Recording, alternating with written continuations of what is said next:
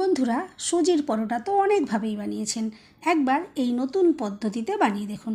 যেমন টেস্টি হবে আর তেমনি তুলোর মতো নরমও হবে। 2 দিন রেখে দিলেও শক্ত হবে না। খুব সহজভাবে অল্প উপকরণেই ঝটপট বানাতে পারবেন। আর এতটাই সফট হবে, হাতের মুঠোয় নিয়ে নেওয়া যাবে। আর দেখে তো বুঝতেই পারছেন কতটা সফট হয়েছে। আর স্বাদের কথা যদি বলি, সম্পূর্ণ নতুন স্বাদের। পুরো ভিডিও দেখতে থাকুন। রেসিপি ভালো লাগলে লাইক, শেয়ার, কমেন্ট ও সাবস্ক্রাইব করে পাশে থাকবেন। দেখে নেওয়া যাক আজকের রেসিপি।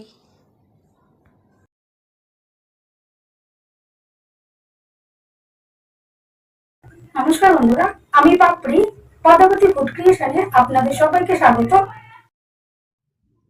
সুজির পরোটা তৈরি করার জন্য এখানে একটা বাটি মেপে আমি 1 বাটি সুজি নিয়ে নিচ্ছি। আর এখানে আমি সরু দানার সুজিটা ব্যবহার করলাম। সরু দানার সুজিতে পরোটাগুলো বেশি সুন্দর তৈরি হবে। এরপর একটা জায়গার ভেতরে দেখুন আমি ঢেলে নিলাম। এরপর পরোটা টেস্টি করার জন্য দিয়ে দিচ্ছি 2 চামচ গুঁড়ো দুধ। আর দিয়ে দিচ্ছি স্বাদ মতো নুন।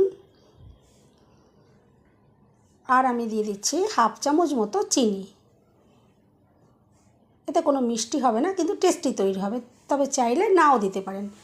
এখন নাড়াচাড়া করে ভালো করে মিশিয়ে নিতে হবে। যেহেতু গুঁড়ো দুধ আমি এখানে দিলাম, যাতে দলা পাকিয়ে না যায়, তার জন্য দেখুন খুব ভালো করে আমি একটু নেড়ে চেড়ে মিশিয়ে নিচ্ছি।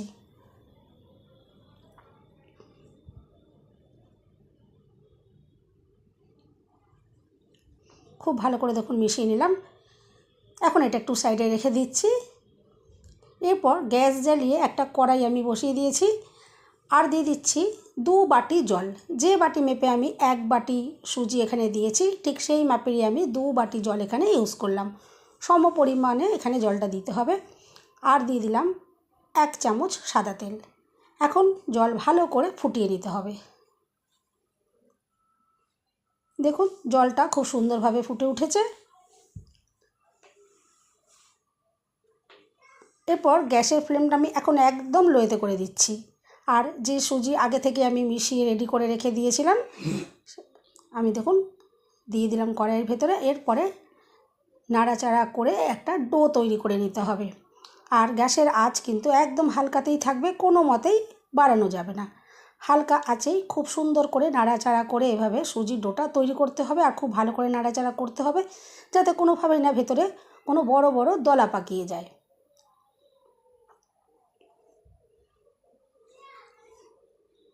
দেখুন আস্তে আস্তে সুজির ডোটা খুব সুন্দরভাবে তৈরি হয়ে যাবে। আর এই সুজির ডো তৈরি করতে কিন্তু একদমই বেশি সময় লাগে না। খুব কম সময়ের মধ্যেই কিন্তু এই সুজির ডোটা তৈরি হয়ে যাবে। মিনিটখানেক সময়ের আগেই কিন্তু এই ডোটা তৈরি হয়ে যাবে। দেখুন আমি নাড়াচাড়া করে সুজির ডোটা তৈরি করে নিচ্ছি। আর এখানে কোনো মতেই নরম নরম করে ডোটা তৈরি করা যাবে না, একটু শক্ত শক্ত করে ডোটা তৈরি করতে হবে। দেখুন আমি একটু শক্ত করে ডোটা তৈরি করে নিচ্ছি। শক্ত করে ডোটা তৈরি করলে তবেই পারফেক্টভাবে পরোটাগুলোকে বানানো যাবে। আর কত সুন্দর দেখুন কয়েলের গা থেকে ছেড়েও যাচ্ছে। ডোটা একদম রেডি হয়ে গেছে। আমি দেখুন একটা জায়গার ভেতরে নামিয়ে নিচ্ছি। এরপরে হালকা একটু ঠান্ডা করে নিতে হবে, তবে খুব ঠান্ডা করা যাবে না। আর এখন প্রচণ্ড গরম, এই এত গরম কিন্তু মাখাও যাবে না, তাই হালকা একটু ঠান্ডা হয়ে যাবার পরে দেখুন আমি মেখে নিচ্ছি। এখন একটু ঠান্ডা হয়ে এসছে, তবে হালকা গরম রয়েছে। এখন দেখুন খুব ভালো করে এটা মেখে নিতে হবে। প্রথমে আমি হাত দিয়ে খুব ভালো করে এটা মেখে নিলাম। তবে এরপরে বাইন্ডিংয়ের জন্য এখানে ময়দা বা আটা কিছু একটা মেশাতে হবে। আপনারা চাইলে আটাও কিন্তু মেশাতে পারেন। আমি এখানে 3 চামচ মতো দেখুন দিয়ে দিচ্ছি ময়দা। আর বলেছিলাম সুজির ডোটা একটু শক্ত শক্ত করে তৈরি করতে। যদি শক্ত শক্ত করে ডোটা তৈরি করা হয় তাহলে ময়দার পরিমাণটা কম লাগবে। আর যদি নরম করে তৈরি করেন তাহলে ময়দার পরিমাণটা বেশি লাগবে। তখন কিন্তু সুজির পরোটাগুলো খেতে বেশি ভালো লাগবে না। এখানে যত কম ময়দা ইউজ করা যাবে পরোটাগুলো ততটাই টেস্টি তৈরি হবে। দেখুন প্রথমে আমি 3 চামচ দিয়েছিলাম, পরে আরও 2 চামচ ময়দা দিয়ে আমি সুন্দর করে ডোটা রেডি করে নিয়েছি। দেখে তো বুঝতেই পারছেন কত সুন্দর ডোটা একদম মসৃণ করে তৈরি হয়ে গেছে। এখন এখান থেকে লেচি তৈরি করে নিচ্ছি। নর্মাল যেরকম লেচিগুলো হয় দেখুন আমি সেভাবেই লেচিগুলোকে রেডি করে নিচ্ছি। আর এরপরে যাতে পরবর্তী স্টেপটা করতে সুবিধা হয় তার জন্য দেখুন হাতে ভালো করে গোল পাকিয়ে আমি এগুলোকে রেডি করে নেব, যাতে বেলতে খুব সুবিধা হয়। দেখুন একে একে প্রত্যেকটা লেচি আমি এভাবে হাতে গোল গোল করে রেডি করে নিচ্ছি। দেখুন সমস্ত লেচিগুলো রেডি হয়ে গেছে। এরপর এখান থেকে একটা লেচি আমি নিয়ে নিচ্ছি আর একে একে সমস্ত লেচিগুলোকে বেলে নেব। দেখুন একটা লেচি প্রথমে নিয়েছি আর অল্প করে একটু গুঁড়ো ময়দা ছড়িয়ে দিলাম। নর্মাল যেরকম আমরা রুটি তৈরি করি সেভাবেই দেখুন বেলে নিচ্ছি। এখানে কোনো ভাজ বা কোনো কিছু দিয়ে আমি পরোটা তৈরি করব না, নর্মাল একদম রুটির মতন করেই কিন্তু পরোটাগুলো তৈরি করব। দেখুন গোল করে আমি বেলে রেডি করে নিয়েছি। এরপর একটা ফ্রাই প্যান গরম করে নিয়েছিলাম। ভালো করে গরম করে নেওয়ার পর একটা পরোটা আমি দিয়ে দিয়েছি আর এরপর দেখুন উল্টে পাল্টে ভালো করে প্রথমে সেঁকে নেব। আর উল্টে পাল্টে এভাবে সেঁকে নিতে থাকলে দেখবেন সুন্দরভাবে ভাজাও হবে আর আস্তে আস্তে এর গায়ে কালারটাও চলে আসবে। দেখুন দু পিঠ এভাবেই আমি আগে ভালো করে সেঁকে নেব। আর দেখে তো বুঝতেই পারছেন আস্তে আস্তে কালারটাও চলে আসছে। এখন দেখুন এখানে আমি দিয়ে দিলাম সাদা তেল। এরপরে দু পিঠ উল্টে পাল্টে ভালো করে দেখুন তেল দিয়ে ভেজে নিচ্ছি। যেমন ভেতর থেকে সুন্দর এটা ভাজাও হয়ে যাবে আর সুন্দর কালারও চলে আসবে। বন্ধুরা রেসিপি ভালো লাগলে একটা লাইক দিতে একদম ভুলবেন না। চ্যানেলটা সাবস্ক্রাইব করে পাশে থাকার অনুরোধ রইল। বেল বাটন ক্লিক করে রাখবেন। আমি যখনই নতুন ভিডিও আপলোড করব সঙ্গে সঙ্গে নোটিফিকেশান সবার আগে আপনি পেয়ে যাবেন। দেখুন ভালো করে ঘুরিয়ে ফিরিয়ে আমি দু পিঠ ভালো করে দেখুন সেঁকে নিচ্ছি আর কত দুর্দান্ত কালারটা তৈরি হয়েছে। আর এই পরোটাগুলো এতটাই সফট তৈরি হবে, দুদিন রেখে দিলেও কোনো মতেই শক্ত হবে না।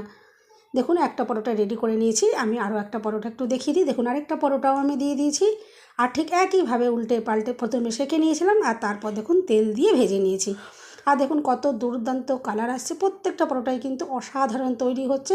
দেখুন একে একে পরোটাগুলো আমি রেডি করে নেব।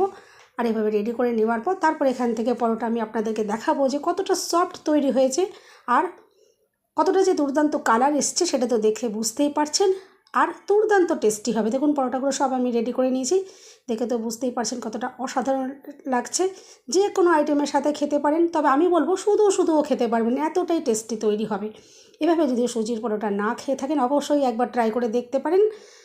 আর দেখুন পরোটাগুলো যে কতটা তুলতুলে নরম হয়েছে আমি দেখুন এরপর আপনাদেরকে একটু দেখিয়ে দেবো। হাতের মুঠোর মধ্যে নিয়ে নেওয়া যাবে, কোনো রকমভাবেই কিন্তু ছিঁড়ে ফেটে যাবে না।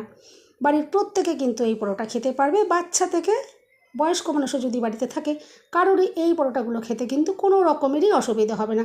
ভীষণ সফট, একদম নরম তুলোর মতো।